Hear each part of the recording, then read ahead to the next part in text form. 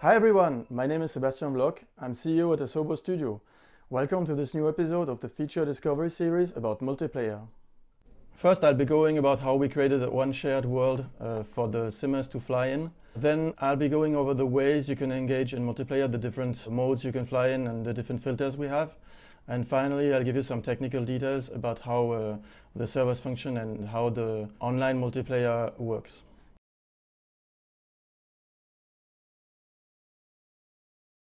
Our goal with multiplayer was to provide users with a new experience that would bring all the pilots on the planet together in one shared online world.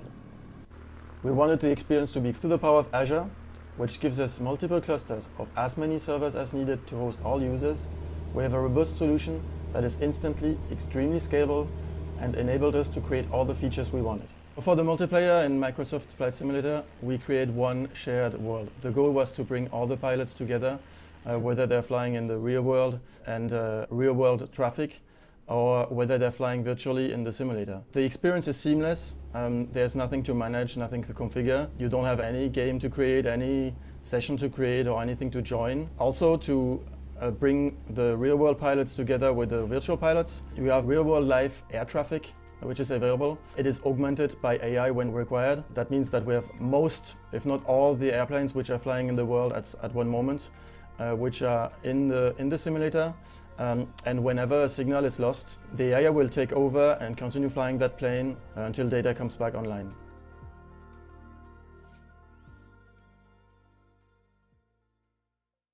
As this is one single world, we've enabled users to choose filters, which allows them to decide who they want to fly with and how they want to fly. The first mode is going to be what we call live players only. It is for all those of you who want to fly by the rules, who want to fly in a more strict space, respecting all the rules and all the ways how to fly. In this filter, you have to fly by real-time live weather.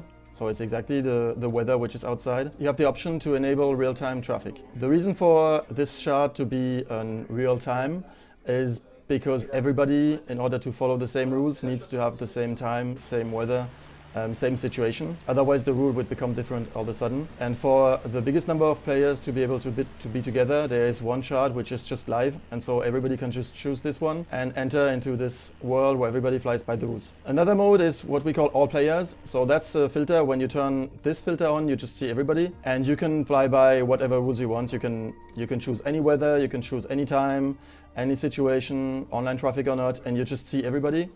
And in this mode, this is really made for those who don't want to follow any rules. They just want to fly around, try a new airplane, discover the world without following any routes or any regulations, and just fly around. That mode is perfect for that. It's super easy. You turn it on and you're with also a lot of multiplayers, a lot of players online. Maybe you want to fly by certain rules, but not at live weather or live time, or maybe you just want to fly with a small group, or you want to do your own session and just fly crazy without any rules. You can basically create your own chart. It's what we call groups. You create a group, people join the group. So the creator of the group can choose what weather he wants, what time he wants. He basically sets the rules, and all the people who join follow the same rules. So this is really like a mini chart. This is like a mini session. It allows you to do whatever you want, but because you're the creator, only those who join your group will see you and will see what you did.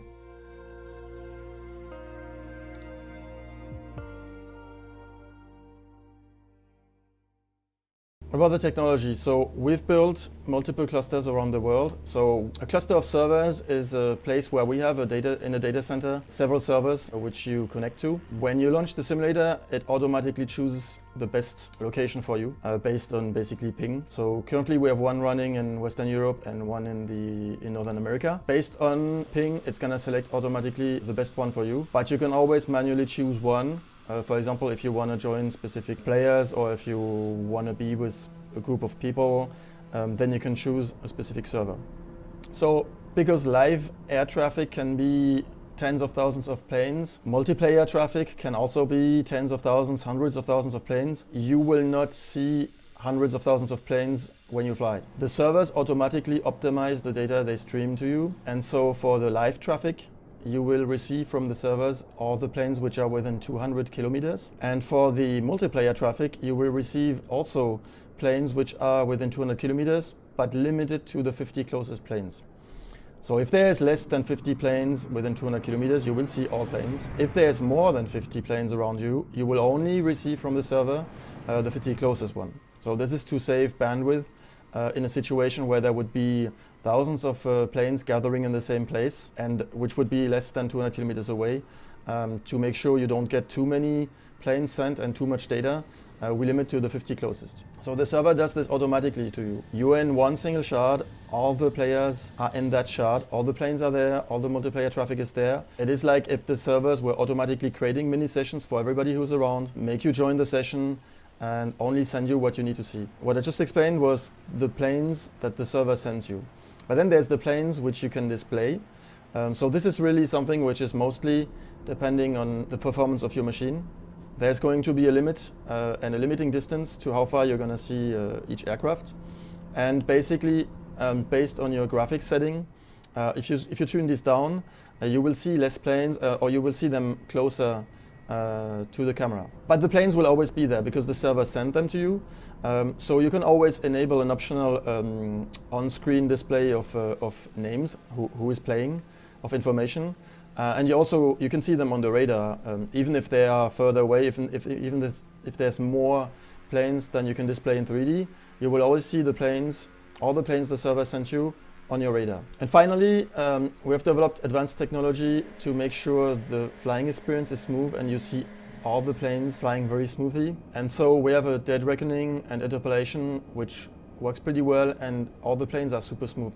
And you're not going to see them disappearing or bouncing around. You're going to see them flying super smoothly in space, and this allows for a great and smooth multiplayer experience to fly together.